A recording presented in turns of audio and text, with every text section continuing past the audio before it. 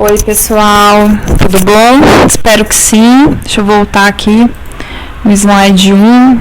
Então, a nossa proposta de hoje é encerrar essa parte de criptografia para a gente continuar nosso conteúdo, tá bom?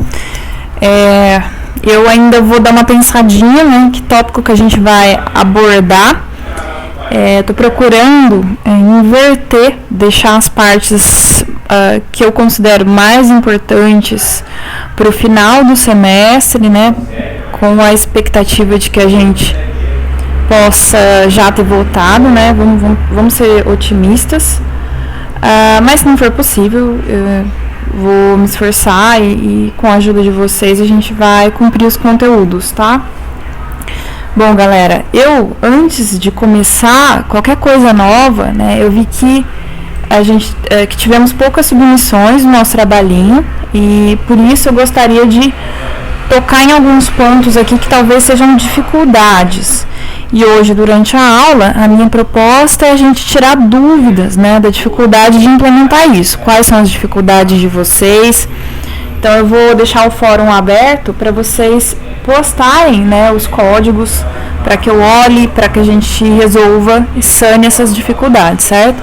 Também devo estar colocando uma lista de exercícios, né, o quanto antes, assim que eu conseguir terminar, para que na aula que vem, na próxima aula, a gente comece um assunto novo, certo? Então, galera, nós vimos o algoritmo, certo?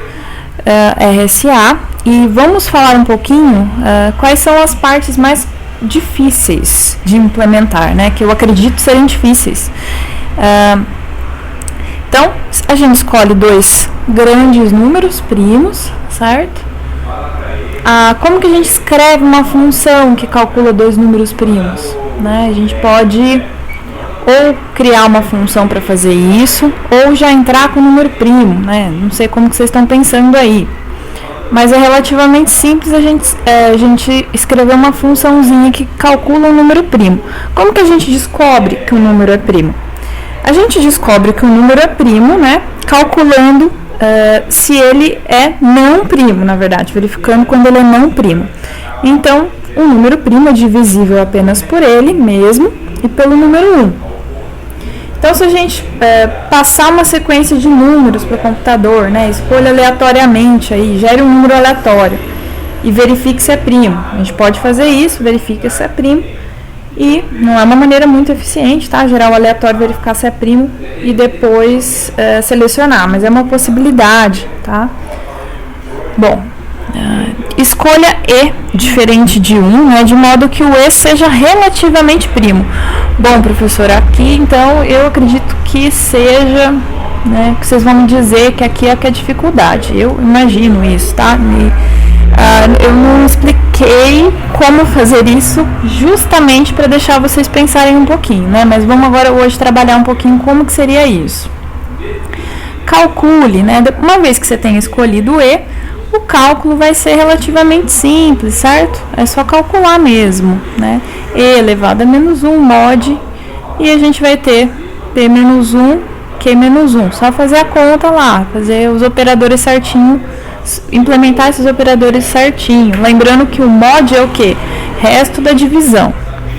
Depois disso a gente vai ter então E e N calculado e vai manter o D em segredo, tá? Então eu considero que a parte mais difícil do algoritmo seja essa linha 3. Bom,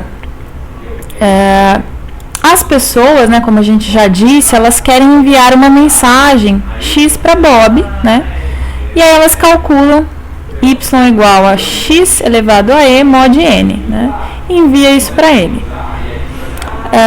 Vou dizer para vocês que dependendo dos números E e N, essa conta aqui pode ser complicada, né? Imagina se a gente tiver um E muito grande. Lembra que a gente fez esse exercício de fatoração? A gente dividiu, né? Então, x elevado a 2 mod n, lembra que é x mod n vezes x mod n, tudo mod n? Então, se o número E for muito grande, a gente vai ter um trabalho aqui para fazer isso, certo? Agora, né, vamos pensar aqui. Essa parte, né, ela é uma parte difícil dependendo então do tamanho, certo? Mas eu pedi para vocês, né, escolherem números menores para calcular, só para a gente entender como funciona. Bom, depois disso, então, aqui a gente tem que a Alice, ela lê o E e o N, faz o cálculo do Y e envia para Bob. E aí o Bob faz o seguinte, né? Calcula Z igual a Y elevado a D mod N usando a chave secreta e lê o Z. Então ele já consegue ler o Z depois que ele faz o processo inverso. Bom, gente, com relação ao custo computacional disso, não existe um algoritmo rápido para calcular o x elevado a e mod n, certo? Então, hoje não existe um algoritmo eficiente para fazer isso, tá? Então, por essa razão nós vamos escolher números menores, tá? Para não ter que trabalhar com isso. Bom, continuando, né? Então, vamos pensar nessas duas dificuldades. As duas dificuldades que temos, então, a escolha de e calcular o x elevado a e mod n, sendo que a segunda a gente já decidiu que não é um problema, uma vez que nós vamos escolher números menores. Então, como que vocês podem fazer essa parte do trabalhinho? A gente precisa calcular o p menos 1 vezes q menos 1, certo? Correto? Ó, vamos pensar aqui, ó. Então, o n é igual a p vezes q. E, para escolher o e, né, diferente de 1, de modo que ele seja relativamente primo desse produto aqui, né? P menos 1, Q menos 1. Então, isso aqui vai gerar um número pra gente. A gente pode chamar esse número de φ, né? E o e vai ter que ser, então, relativamente primo ou coprimo, né, desse número. Bom, então, se a gente chamar P menos 1 vezes Q menos 1 de π, a gente aprendeu na aula retrasada, nossa última aula presencial, que um número relativamente primo entre si, eles têm o quê? O máximo divisor comum igual a 1, certo? De que maneira que a gente pode implementar isso? A gente pode usar um gerador de números aleatórios inteiros, então gere um número aleatório inteiro, né, que satisfaça as condições, que ele tem que ser maior que 1 e menor do que P menos 1 vezes Q menos 1. E o MDC desse número, máximo divisor comum desse número, entre π e e, tem que ser igual a 1. Essa é a maneira mais simples de a gente fazer isso. Então, a gente vai ter que usar números aleatórios, tá? Então, essa é a minha dica para o trabalho.